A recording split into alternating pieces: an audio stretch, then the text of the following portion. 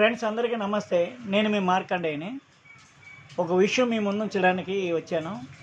చంద్రబాబు నాయుడు బీజేపీతో 1% కూడా లేని బీజేపీతో పొత్తెందుకు పెట్టినాడో తెలుసా అండి? అంటే అందరికీ తెలుసు, అది కొంతమందికి తెలియకపోవచ్చు. తెలియని వాళ్ళకి ఈ వీడియో చేస్తున్నాను. 1% కూడా ఓటింగ్ లేని బీజేపీతో ఎందుకు కలిసాడంటే అక్రమ సంబంధం కోసం. అంటే కేంద్ర దర్యాప్తు సంస్థల్ని మేనేజ్ చేయడం కోసం వాళ్ళ మరదలు పురంధరేశ్వరి బీజేపీ కోసం పాటుపడుతులే, తెలుగుదేశం గెలవడం కోసం పాటుపడుతుంది. ఇది మరి అక్రమ సంబంధం కాకుండా సక్రమ సంబంధం ఎలాగవుద్ది? ఈ పోలవరం ప్రాజెక్టుని ఏటీఎంలో వాడుకున్నాడు చంద్రబాబు నాయుడు అని మోడీ అన్నాడు.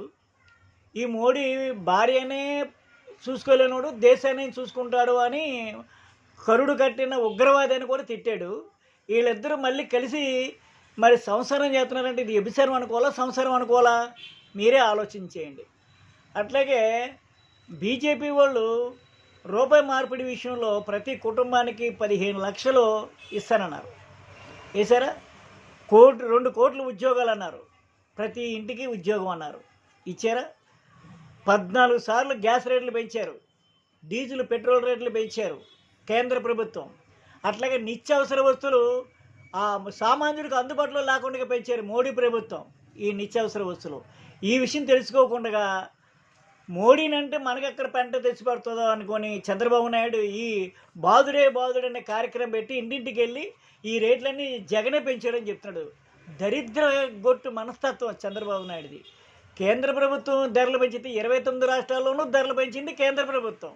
ఈ ఆంధ్ర రాష్ట్రంలో జగన్ పెంచాడని చెప్తున్నాడు. ఇది ఏం దుర్మార్గం? ఈ కేంద్ర ప్రభుత్వం సంబంధాలు దగ్గర పెట్టుకొని, ఆ అక్రమ సంబంధాలని దగ్గర పెట్టుకొని ఈయన చేసే నిర్వాహం ఏంటనుకున్నారు? ముందు వాలంటీర్లని లేకుండా చేశారు, పెన్షన్ కోసం ఇబ్బందులు పెట్టారు. తర్వాత సచివాలయానికి వెళ్ళమన్నారు. తర్వాత ఇప్పుడు ఈ నెలలోనేమో బ్యాంకులో పంపించారు. మొత్తం ఒక 40 మంది సావుకి మరణం అయ్యాడు చంద్రబాబు నాయుడు. నిమ్మగడ్డ రమేష్ దరిద్రుడు ఐఏఎస్ చదివాడు, ఆడు టెస్టులు చదివే పాస్ అయ్యాడా?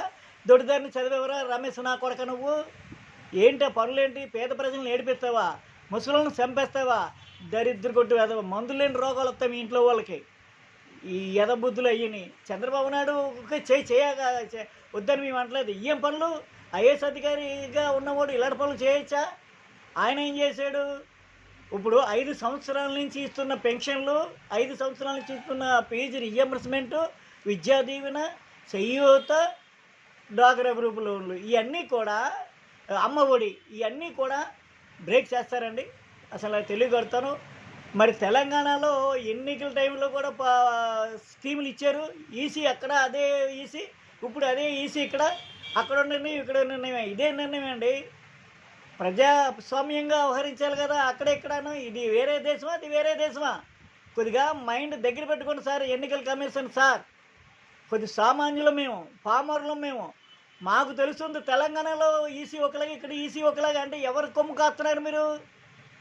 దయ ఉంచి పేద ప్రజల మరణాలని పట్టణ పెట్టుకుంటున్నారు మీరు, మరణాలని పోగు చేసుకుంటున్నారు మీరు, మరణాలని ప్రోత్సహిస్తున్నారు మీరు. ఈ రమేష్ కుమార్ మాటలు విని వీడు దరిద్రుడు, ఏం చెప్పాలో కూడా తెలియని పరిస్థితి. కాబట్టి ప్రజలందరికీ తెలియజేస్తున్నది ఏంటంటే జగన్ని ఏదో రకంగా మొత్తం అతన్ని లేకుండా చేయాలని, అతను రాకుండా చేయాలని ఈ టీడీపీ మూకలు రామోజీరావు, రాధాకృష్ణ, నిమ్మగడ్డ రమేష్ పెత్తందారులు వీళ్ళే.